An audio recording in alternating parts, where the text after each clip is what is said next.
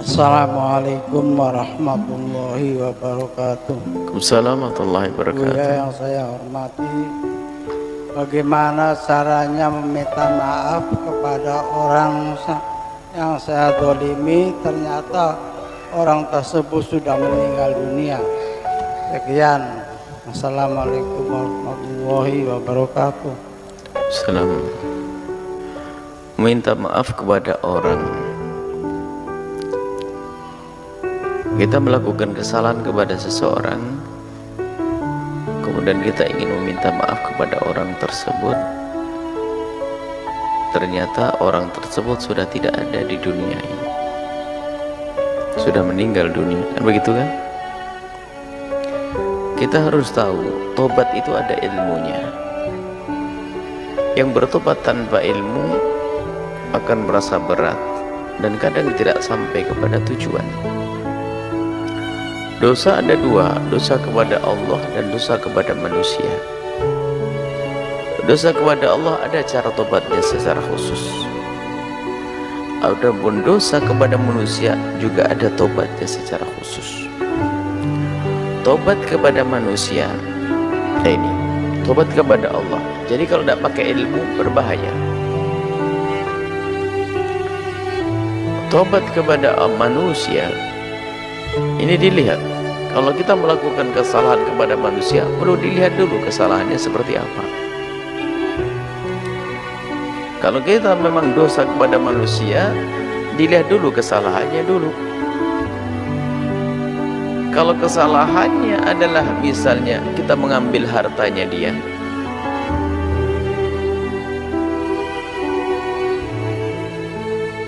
kita harus lihat dia tahu tidak kalau kita mengambil hartanya. Makanya kesalahannya tadi tidak boleh disebutkan. Atau kita menggunjing dia,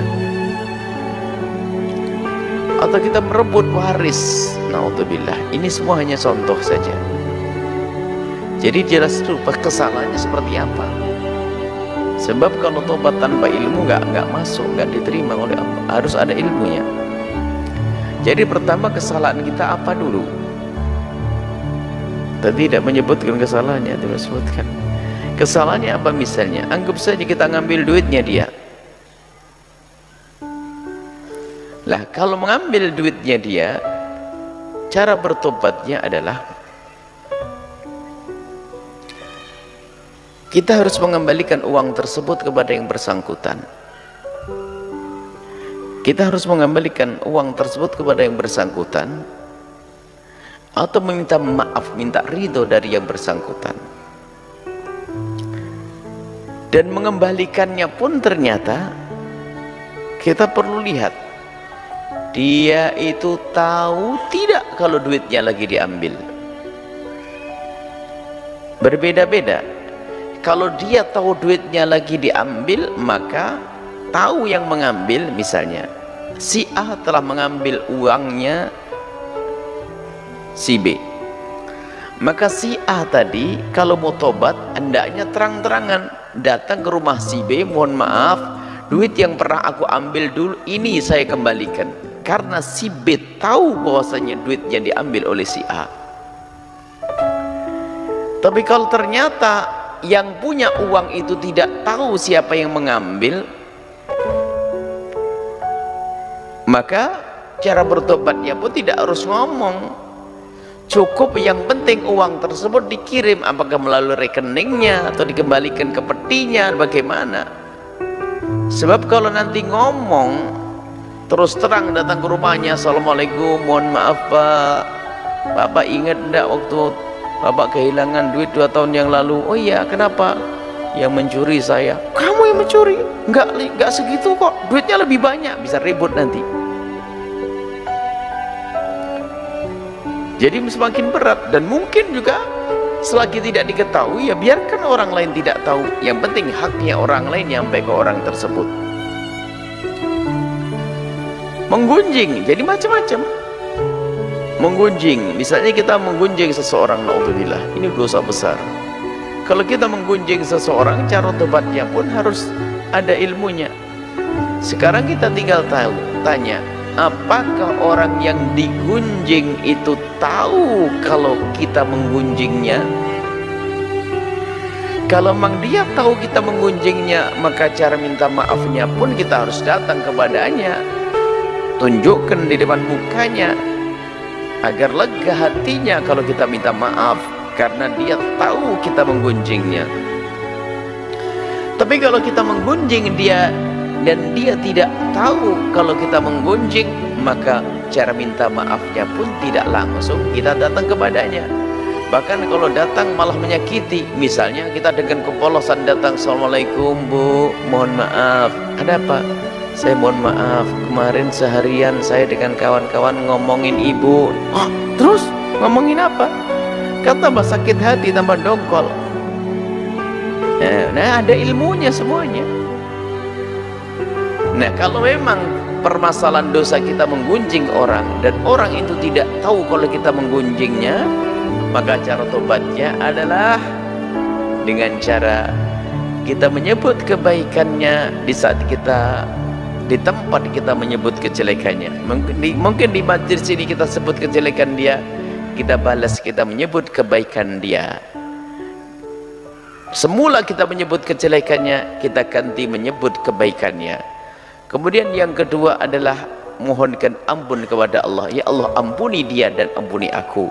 Ini cara kita bertobat kepada orang yang memangnya misalnya kita gunjing sementara dia sudah tidak ada, kita gunjing dan dia tidak tahu kalau kita menggunjingnya.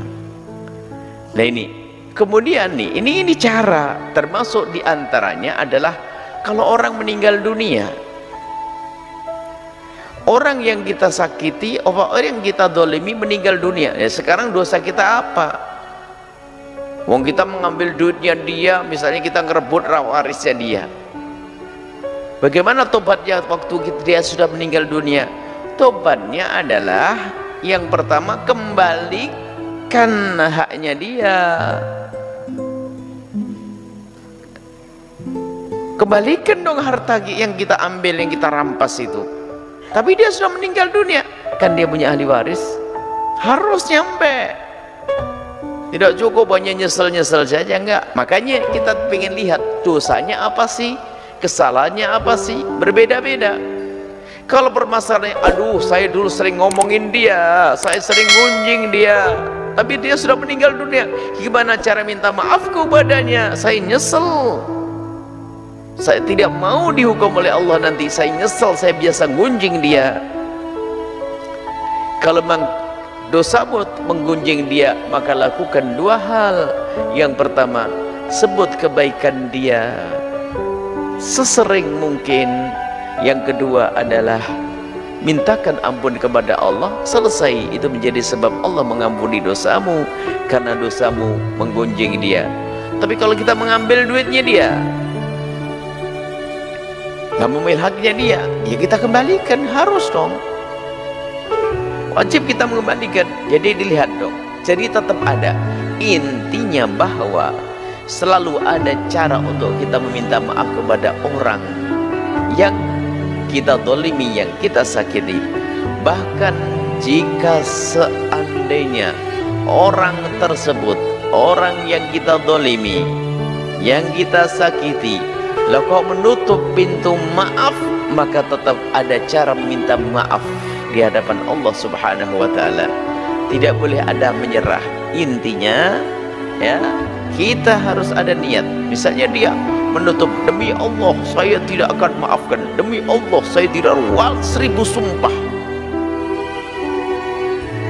Tidak boleh putus asa, kan kita rindu untuk dimaafkan. Dia marah betul karena kesalahan kita teramat besar di hadapannya, sehingga dia pakai sumpah untuk tidak memaafkan kita. Akan tapi ketahuilah pengampunan dari Allah adalah sangat agung. Maka dari itu kita berusaha minta maaf. Dia tidak memberi, minta maaf. Tidak memberi, minta maaf lagi. Tidak memberi, minta maaf. Sampai kapan? Sampai engkau mati atau dia yang mati. Tidak boleh kita putus asa. Tidak boleh lalu berkata, ya sudah, yang penting saya minta maaf, nggak mau ya sudah. Ini ngejek namanya, kurang ajar. Nggak serius meminta maaf itu. Kalau Anda betul minta maaf, Anda akan berusaha. Karena apa? Murka Allah sangat mengerikan. Ini adalah cara meminta maaf. Sehingga berbeda-beda antara dosa dengan dosa kalau kita ingin meminta maaf kepada seseorang. Jadi tentu ada. Jadi harus kita minta maaf, dan jangan kita merasa nyaman di saat kita melakukan kesalahan kepada siapapun. Kalau para kekasih Allah, kalau melakukan kesalahan di malam hari tidak bisa tidur sampai pagi hari, takut keburu mati, belum minta maaf. Kadang kita punya dosa dengan si A, si B, si C, si D, ternyata kita nyenyak tidur, naudzubillah. Jangan-jangan itu adalah karena memang golongan ahli neraka tidak pernah takut neraka Allah, sehingga dia nyaman saja biarpun harus masuk neraka. Intinya harus kita berusaha untuk minta maaf. Jadi seperti itu. Kalau orang yang sudah meninggal dunia, tetap ada cara untuk minta maaf. Jika itu harta, kembalikan kepada ahli warisnya. Kalau ternyata ahli warisnya sudah nggak ada, ini duitnya saya mau kembalikan, saya pernah mencuri 5 juta miliknya orang itu, ini duitnya bagaimana ini? Ada caranya. Caranya apa? Ahli warisnya tidak ada, orangnya sudah mati. Maka caranya adalah dengan 2 cara. 1, sedekahkan ke apa saja, niatkan untuk dia, karena mau dikembalikan ahli waris, warisnya sudah nggak ada. Mau dikembalikan kepada orangnya, orangnya sudah mati, sudah saya berikan ke masjid saja deh, saya niatkan untuk pak itu yang sudah saya dolimi. Cuman kalau seperti ini, nanti kalau tiba-tiba orangnya hidup lagi,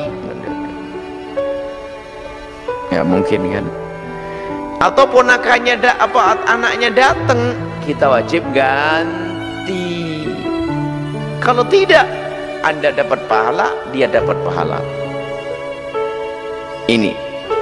Atau tidak Anda sedekahkan, tapi Anda titipkan ke orang lain selain daripada diri Anda. Misalnya apa? Aduh, saya pernah ngambil duitnya orang itu 3 juta. Alhamdulillah sekarang sudah punya duit saya akan bayar ini. Cuman orangnya sudah mati, bagaimana caranya? Yang jelas, yang penting jangan sampai uang itu ada di bawah rengkuan Anda. Keluarkan dari tanganmu, langsung serahkan pada fulan. Fulan, tolong ini amanat buatmu. Amanat apa? Ini aku dulu pernah, cuman jangan ngomong mencuri. Ini adalah duitnya Pak ini, sudah meninggal dunia, tolong pegang ya, ini amanat ya, tolong sampaikan nanti kalau ketemu keluarganya, nanti sampaikan kepada yang bersangkutan ya. Saya tidak mau, saya takut dosa. Yang penting lepas dari tangan kita, itu sudah aman. Tapi kalau sudah di tangan kita, keburu kita mati, akhirnya diwaris oleh anak-anak kita juga. Jadi intinya keluarkan dari tanganmu. Jadi ada caranya, selalu ada. Makanya dosanya tuh apa, seperti apa, kan gitu. Baru nanti ada cara bagaimana kita bertobat dari dosa. Yang penting tidak boleh kita menyerah, tidak boleh kita cuek dengan kesalahan yang kita lakukan kepada orang lain. Karena semua dosa ini mengakibatkan kegelapan nanti di alam barzah, dan nanti di padang mahsyar, dan juga di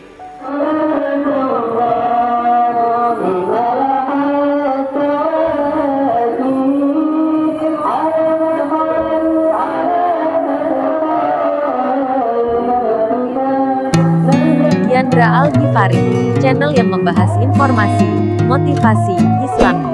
Silahkan subscribe dan nyalakan loncengnya agar tidak ketinggalan video dan informasi terbaru dari channel Diandra Al-Ghifari.